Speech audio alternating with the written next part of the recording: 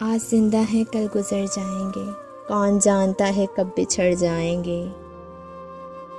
ناراض نہ ہونا میری شرارتوں سے یہ دوست، یہی وہ پل ہیں جو کل کو یاد آئیں گے۔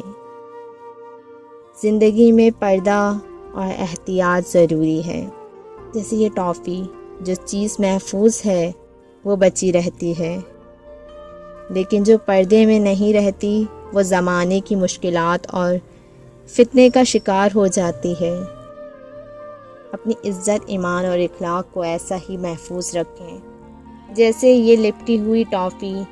پردے کا مطلب صرف ظاہری پردہ نہیں، بلکہ اپنے اعمال، زبان اور رویے کو بھی محفوظ رکھنا ہے۔